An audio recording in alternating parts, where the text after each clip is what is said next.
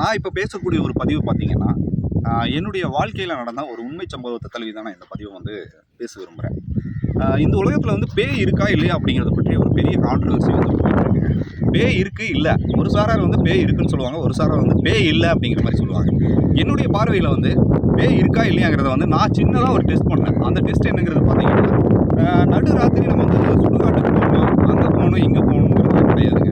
நமக்கு தெரிஞ்சவங்க, நம்மளுடைய கூட இருக்கிறவங்க வந்து ஒருத்தங்க இறந்துட்டாங்கன்னா, அந்த ஒரு வீட்ல வந்து ஒரு நாள் முழுவதும், அதாவது ஒரு இரவு முழுவதும் அங்க நம்ம தூங்குனாலே போதுங்க. அப்போ வந்து நம்ம அந்த வீட்ல பேய் இருக்கா இல்லையான்னு தெரிஞ்சுக்கலாம். ஏன்னு கேட்டீங்கன்னா, அந்த வீட்ல வந்து அவங்களுடைய உருவம் வந்து நமக்கு வந்துட்டு வந்துட்டு போற மாரி இருக்கும். ஏன்னு கேட்டீங்கன்னா, அவங்களுடைய நினைவுகள் வந்து நம்மகிட்ட வந்து வந்துகிட்டே இருக்கும். அதனால வந்து பார்த்தீங்கன்னா, நம்ம எல்லாருமே என்ன நினைச்சிடுறோம்னா, இப்ப நான் வந்து கண்ண மூடி தூங்குறேன். அப்படியே தூங்கும்போது திடீர்னு பார்த்தீங்கன்னா ஒரு தொடுதல் உணர்வு வந்து நமக்குள்ள ஏற்படும். ஏன்னா அவங்க மூளைக்குள்ள அவங்க வந்து இருந்த நினைவுகள் வந்து நமக்குள்ள அப்படியே பதிஞ்சிருக்கும். அதனால பார்த்தீங்கன்னா, அவங்க நம்ம கூடயே இருக்கிற மாரியும், நம்ம கூட டிராவல் பண்ற மாரியும் நமக்கு வந்து ஒரு சில விஷயங்கள்லாம் ஏற்படும். அதனால நீங்க வந்து பேய் இருக்கா இல்லையான்னு கேட்டீங்கன்னா, என்னுடைய பார்வையில பேய் இல்லைன்னு தான் நான் சொல்லுவேன்.